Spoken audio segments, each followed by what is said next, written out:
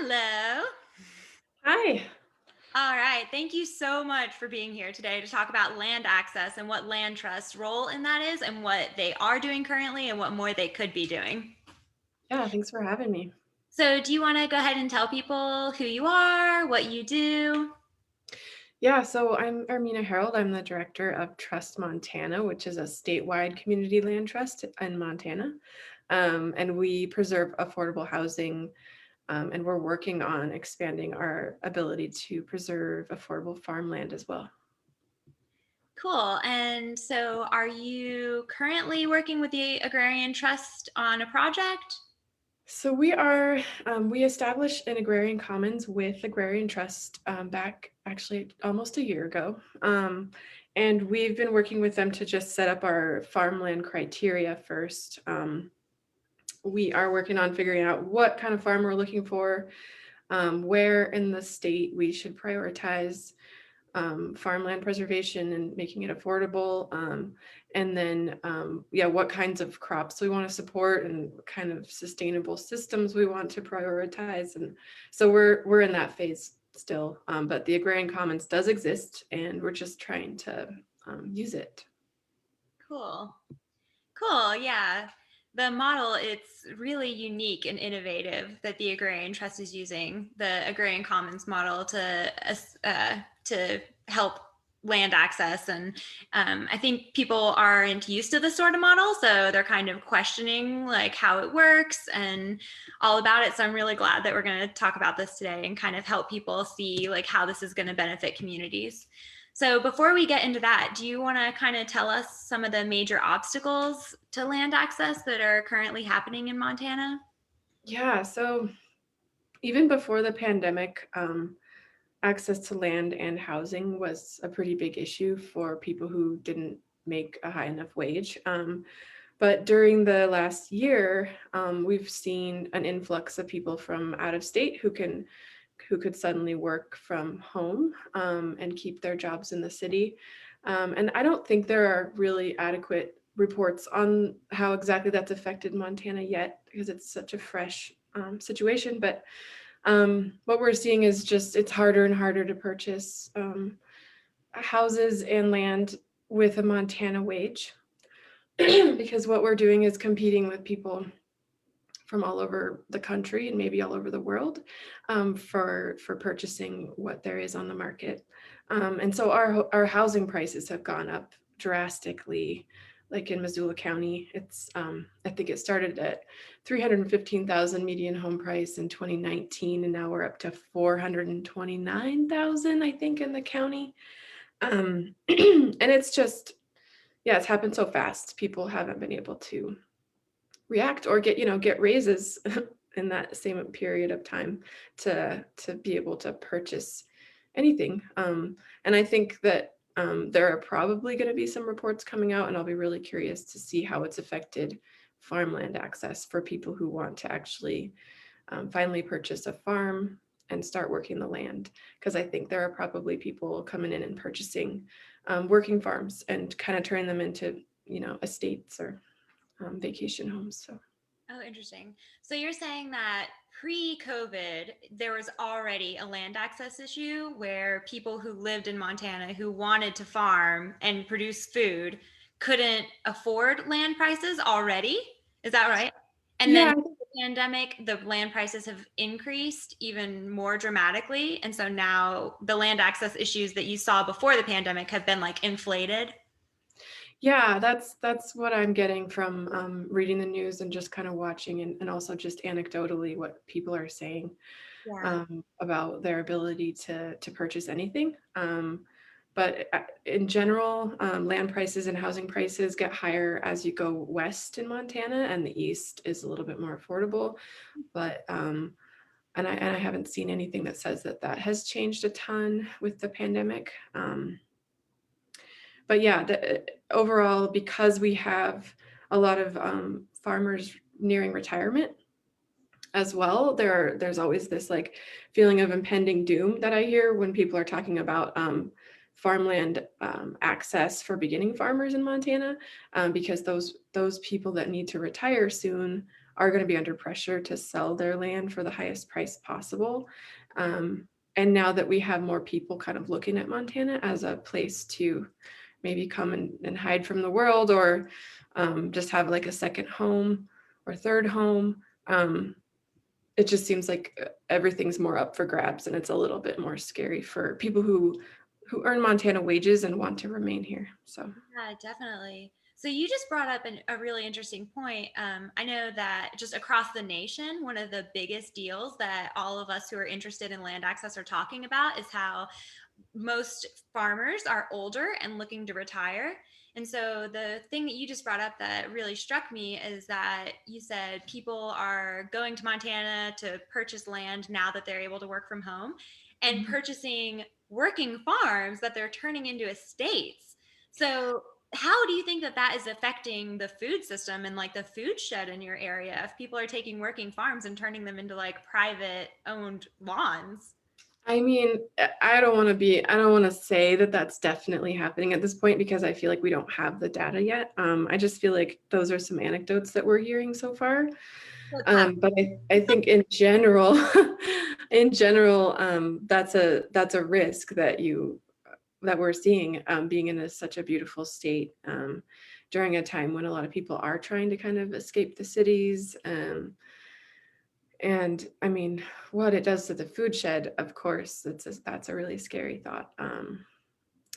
But I think Montana has always been at risk of being purchased up, by the highest bidder in some ways because our wages are really low. And so I think there are a lot of things at play, but the pandemic has made things worse. And one of the things that Trust Montana focuses on is just trying to preserve the affordability of, homes and other properties in perpetuity so that if you do put the work into making something affordable, that work remains to serve the community for the long term, because it's just a constant struggle to create anything that's affordable enough in this state. And we don't have very many tools to do it. We don't have a real estate transfer tax, um, and we don't have much inclusionary zoning. And currently, our legislature is trying to, preemptively make that unconstitutional so that we can never have inclusionary zoning. And so there are all these things that like you can do in order to try to preserve affordability of land or housing, we don't have access to here. So Wow. Yeah, so this construct that we're currently working in that you just brought up about land just going to the highest bidder, I mean, that's obviously not working. And that I think is probably why you and I are both here interested in the things that we're interested in. So I guess now is a good time to talk about what we're doing to fix this problem of the highest bidder just getting the land when there are working farmers who want to produce food on that land. So, do you want to talk about how the commons model is helping your community, or I guess the way that you see the potential of the commons model to help your community? yeah, so I'll just backtrack a little bit to the origins. So Trust Montana was started back in 2010, by some housing advocates who wanted to kind of copy the success of Vermont and how they managed to come up with like a strong coalition of housing and farmland advocates, to push for, funding that would help preserve the affordability of places like housing and with farmland. Um, and so Trust Montana was established to do all things land-based that are important for a community, and to keep those things, affordable. And we've now been slowly building up our capacity to actually preserve housing, and we're doing that. But we were kind of getting stuck. We weren't really starting to preserve farmland. And even though it's like a really important part of what we want to do, we just like didn't have the staff, or the hours or the money to purchase a farm. So, when we met Agrarian Trust at a conference, we met Ian McSweeney. Um, he came and talked to us about the Agrarian Commons, and it's just like exactly the right fit because we want to do what Agrarian Commons is doing with Trust Montana, but we can be partnered with Velikas Training Institute, which is the other one of the other board members, based in Havre, Montana, agrarian trust and us, we can actually pool our resources and actually try to finally purchase a farm or take a farm into trust via donation or however it's going to work out. And we can finally start preserving farmland. And the way that we'll do that is using the Trust Montana model that we use for housing. Really, it's not that different. We will just hold the land in trust in the commons entity, which is a 501c25, and we'll hold that in trust and ensure that it is used by farmers, either beginning farmers or low-income farmers, depending on the project and what the parameters are, and making it affordable in perpetuity and something that farmers can actually build equity on instead of just renting for the long term. So That's yeah, so that's cool. super exciting. So this comment about equity, are you able to expand more upon that, on how the farmers are able to build equity in the commons model if they don't actually own the land, which is technically a commodity currently? Mhm. Yeah. So the way it works, both in the housing world of community land trusts and the agrarian commons world, at this point, the ground lease is a document that the home buyers sign with the commons, with the landowner. And that ground lease is it's a legal mechanism that's super strong that can protect the property in the long term to ensure that it's used for what the developers of the project or all the community members who made the project happen wanted it to be used for. Um, and in Montana, we can only do 75-year ground leases. In other parts of the country, you can do 99-year ground leases. But so we're able to enter into ground leases with farmers who can purchase the improvements, which are just like the structures and all of those other things on the land. So they can purchase those and earn equity on those over time without actually paying for the land. And we use a resale formula in the housing world, and I believe we'll use the same thing with the farm lease. And the resale formula just establishes what an affordable price would be for the next buyer of the improvements on the farm and the next buyer and the next buyer. So you can still earn equity, but you don't take a windfall profit.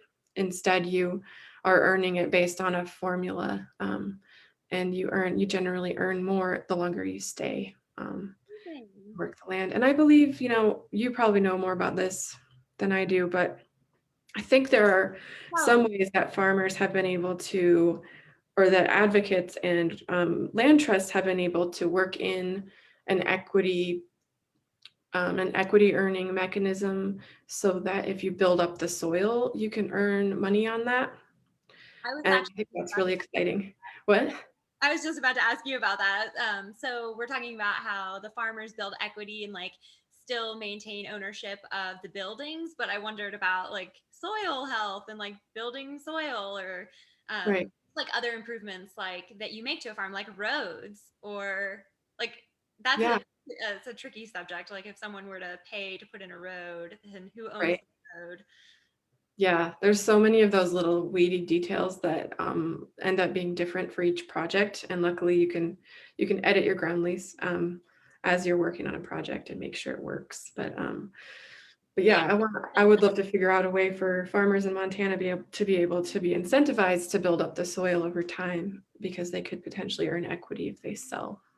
Yeah, and I have actually heard of models where we do use soil health to let farmers build equity. And when we talk about the farmers having a lease on the land, I think that people just assume that it's like a market price lease that we're talking about, but it's not. It is, I mean, I guess, do you want to talk on that about like how the lease price is set? Yeah, so that's another thing that right now I think Montana Agrarian Commons isn't set on a price for the lease, but just to give an idea, in the CLT model in general, we charge between $30 and $40 per month for our homeowners that are in our program. And I believe that in general, farmers on land trust land are paying more like $100 per month to access the land. And so they're earning equity on the buildings, paying an extra fee just to access the land. And that fee goes to support the long-term sustainability and just operating of the land trust. Um, and then they don't have to buy the land, so it's just a lot cheaper over the Yeah, and long term. $100 a month to have your own farm business and access to land, it really Right, it is very misleading when we call it a lease because that's so below market value. Like, really, we're making land available, and you just have to pay us just a little bit to keep everything else going. It's like, right. uh, so it's way below market value, and it's set for the price that a farmer would make on land, which is way below the price that other people would make if they were going to develop the land or log Right, the land or do other extractive, exploitative sort of right. processes. So, Yeah, for sure.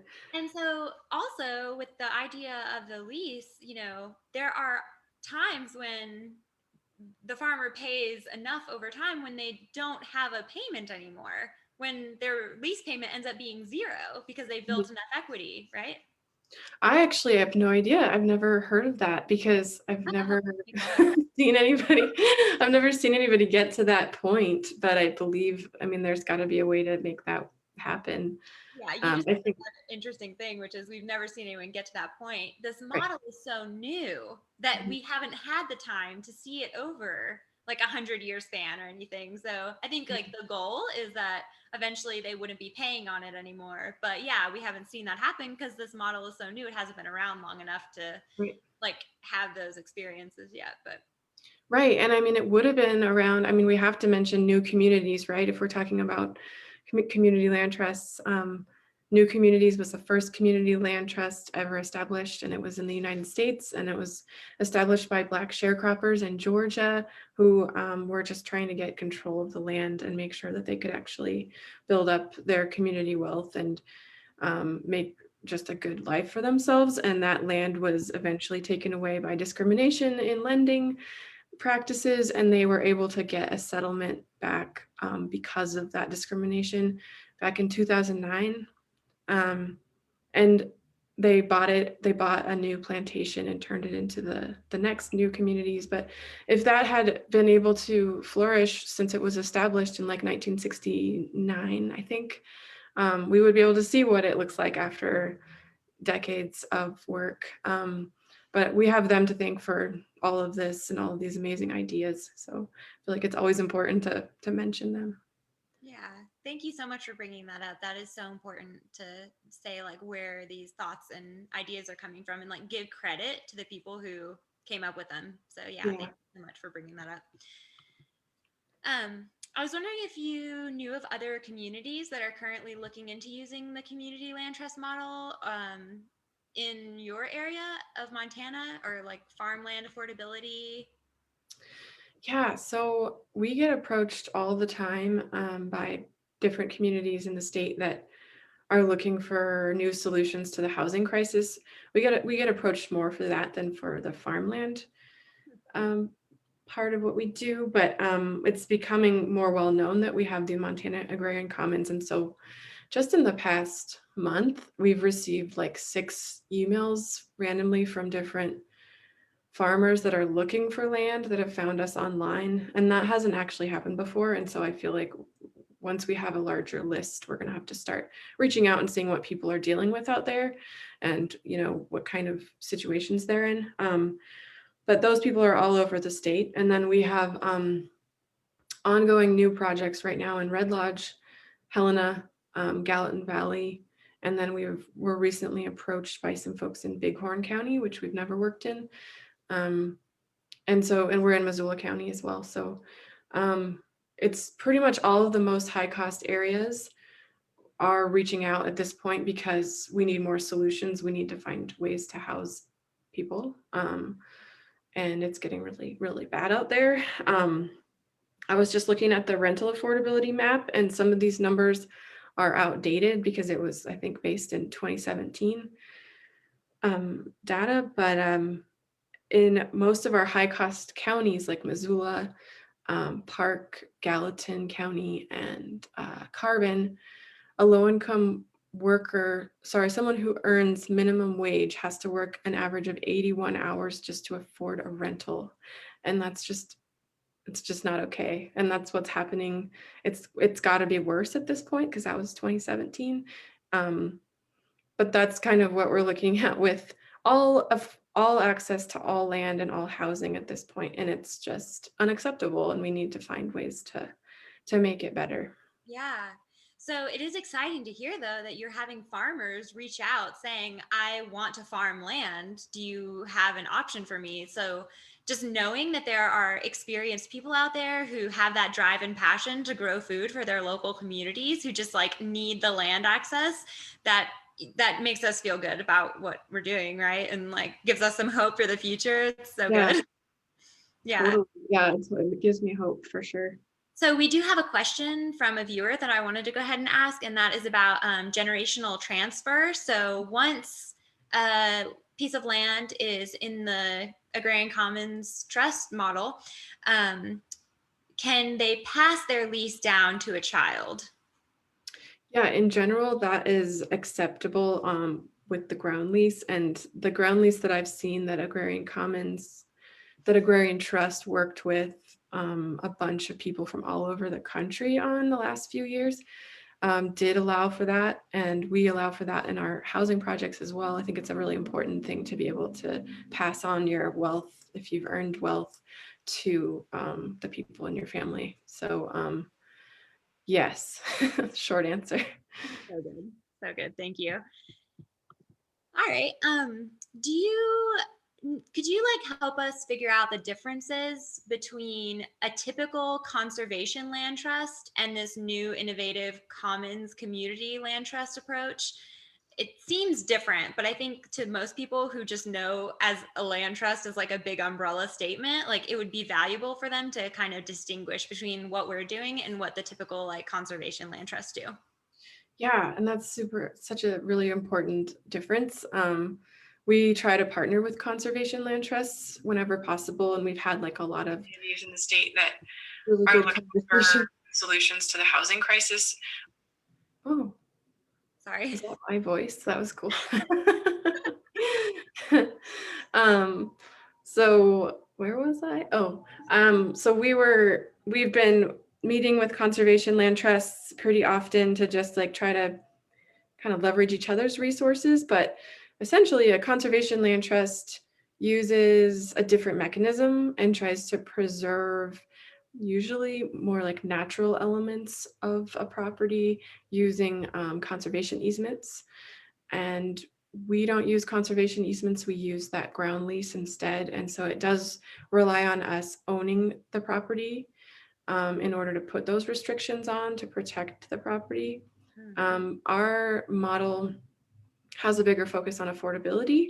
I think conservation easements can make things more affordable, but they don't always, in large part because, especially in like Missoula County and other parts of Montana and other really beautiful spots, um, the restrictions on the land don't necessarily make it less valuable depending on like who's looking to purchase it. They might be willing to pay a ton even though they can never develop it.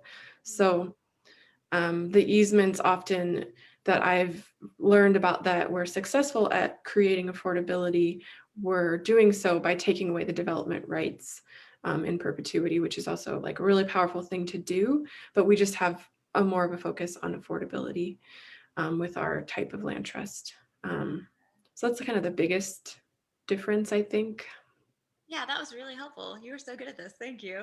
So, affordability is definitely something that we're focused on. And also, you mentioned the type of land. So, like agricultural land, obviously, is what we're focused on as far as like farmland and being able to produce food. Something that you said that stood out to me is that you said conservation land trusts typically focus on like natural elements of land, where I do have to agree with you or disagree with you. I'm so sorry. But when I think about a farm, I think about an entire ecosystem, you know, because a farm needs all those things to produce food. So really, we are dealing with the natural elements and Oh, protecting for sure. Yeah. nature and ecosystems and like biodiversity and all the things that keeps life going by Yeah. protecting a farm. Totally. No, totally. I think that I think we focus on making sure that the biodiversity remains and that we're like taking good care of the land. We still totally want to focus on that. But I think there's like a lot of land trusts that work on like forest conservation and stuff like that. And I know that they also preserve like rangelands and farms with conservation land trusts. But I think our focus on ensuring that land is like taken care of, but also still worked by farmers is a little bit different. We have our hands more in the stewardship as far as like how the land is used and making sure that it's accessible to people. Um, and I think there are conservation land trusts that are changing how they're doing things too, and are kind of interested in the CLT model and Mhm. kind of want to maybe adapt and work with us more. So, Yeah. Yeah. Thank you. So we do have another viewer question that I wanted to go ahead and ask, which is someone wants to know if land trusts are accessible to younger, newer farmers, and then how would they go about finding a land trust to connect with if they're not ready to buy land on their own? And I guess when I think about that question, I can see where they're coming from, because oftentimes when we're ready to put a farmer on land that we've preserved and have in trust, it's like we want someone who's experienced and like have shown that they can do this. But a lot of people don't have that experience because they haven't had land, but they do have the passion and they do have the drive. So how do we navigate that as a land trust entity? that's such a good question. That's a good question. I think I think that land trusts, as a rule, are supposed to be available for beginning farmers, young farmers. Um, and I want them to, yeah, I want the agrarian commons to be a resource for that group of people for sure. Um, but I think a lot of people start out like with the conventional leasing of someone else's land, and they build up their skill set that way, and then the normal progression would be then you can afford your own farm and you go purchase something on the regular market, and that's where the rungs of that ladder are just like missing, I think. There's just, it's hard to move from being a tenant farmer to owning your own land. And so I would hope that that's where we fit in with the agrarian commons, that people can access the land, however, in a secure way, so that they're not just leasing it like for 2 years at a time, and they have incentive to build up soil and stuff like that. Yeah, that is a good point. So typically you wouldn't just go buy farmland if you didn't already know how to farm. And so like we're a little Right. bit past that, where we are hoping that people have apprenticed somewhere or like learn some skill before they decide to jump in. Yeah, that Yeah, yeah. And I think in Velikas Training Institute up in Havre, they're geniuses at apprenticeships, and they've been working on their apprenticeship program, and they understand that really well, that they need to actually like wrap around support their beginning farmers and help them learn how to do the business. And then they would really like to like carve off a piece of land for that farmer after they learn the ropes, and like have a house for them and let them flourish. And I think they're just doing a really amazing job of like working all those details out. Can you say their name one more time for our viewers, just in case they? Yeah, so Velikas Training Institute, which is based on Velikas Farms up in Havre, Montana. Great. And there are places like that all over the country that are great, working, viable, amazing farms that love taking apprentices and showing them how to farm just for the Right, future, just as like an investment in the future. totally. So we do have another question from a viewer, and they're asking, in addition to addressing land access, are there other resources that maybe Trust Montana or the Agrarian Trust has available to help start a farm business, like maybe startup capital, operation and labor expenses, equipment, distribution? Do you know of Mm, anything like that that you could share with us? that's also a great question. Um, Agrarian Trust could have these things, and I wouldn't necessarily know because they seem to do a lot of different things, and they're national. I'll go. Trust We have the Montana. link on our website. You can go to our website and find lots of them. Okay, anyway. Cool, yeah. Trust Montana is pretty focused right now on just making sure that our mechanisms for preserving land are working and are strong. And so we don't have like loan programs or like equipment or anything like that. But FarmLink Montana is one really great place to go to connect with current landowners in Montana, if this person is in Montana. Um, and I think that's just like a good spot to try to find information. Yeah, and one thing I just thought that I could add to that is that once a person is a farmer on an agrarian commons land, then the commons does make you available to other resources that would be like infrastructure, so like capital for infrastructure, or like resources to help find qualified labor, or capital for equipment through the commons. So it's kind of like after you become part of the commons, then the commons helps and assists in those other ways, but not before. That makes sense. Yeah, that's a good way to say it. Yeah, thanks. Do you want to talk about any other ways that land trusts are addressing land access right now, other than the ways that we've already discussed? Is there anything else that you can think of? One of the ways that we are constantly trying to make things work is just trying to establish, we just need to establish more funding sources for purchasing land. And I can't say that we've gotten super far on that with farmland yet. But in the case of housing, we have established in Missoula, the city of Missoula finally established a housing trust fund this year. And that'll help to create more affordable housing. But I think similar kind of funding sources around the state could be really powerful for farmland affordability, especially since farming and agriculture are super important to Montana's economy. And I think we're going to need to make sure that people can continue to farm here. So Yeah, so that's such a good point about the funding. Like that would be the biggest help to yeah, help land trusts address the land access issue, because currently there are tons of grants available for like training and right, educating, but like there is no funding available for land acquisition, and that is where the heart of this issue is the totally. affordability, and the pricing is just out of reach. And so people don't need to learn how to grow. I mean, there are plenty of farmers that know how to grow vegetables. They can do that. We need to get them land to farm it on. Absolutely. Yeah, I want to find ways to just like purchase land, and we need to do that. And I don't know what the magic bullet is. So if anyone out there has it and knows what to do, call me. Yeah, really like a change in legislation that Yeah. helps change the way that funding is available, or it seems like it has to come from a higher up sort of way to Yeah. like make those resources available to us to keep doing this good work. For If sure. anyone knows anyone like that. Yeah. Yeah, so just as like a last follow-up question, unless any viewer has anything else that they want to add, um, what more do you think that land trust could be doing to address land access? Or like, do you think that we've maxed out and this is the best we can do? Oh man, there's always more. I know there's always more. We had like 10 more staff people. We would be doing a lot more, but that's a really good question. So Um, capacity though. So like if we could afford to hire more people to do more of the, like we could be doing more, but we're just like stretched too thin, or yeah. No, yeah, and I guess that is that's the rub is like we all want to do more, and the nonprofit sector is like full of people that with good intentions who are stretched really thin and who kind of constantly have to write grants to keep themselves hired. And I think that that is a really hard situation to keep going, and people get burned out. So it would be really cool if there were like public funds available to actually just feed these programs to make sure that people can continue to do the work. That would be awesome.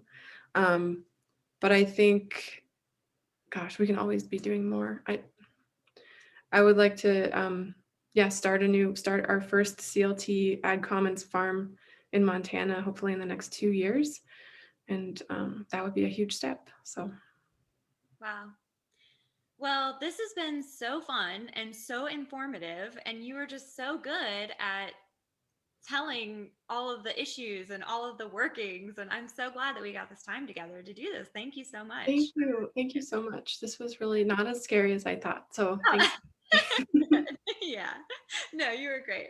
All right. Well, if anybody has any other questions that they want to add, we're going to go ahead and sign off. But if you did miss the live stream, you can still comment and we will still follow up with answers, even if it's not during this video. So please feel free to comment and ask questions in the future. All right, Hermina, thank you so much for your Thank time. you. Have a good day. Bye. Have a good one.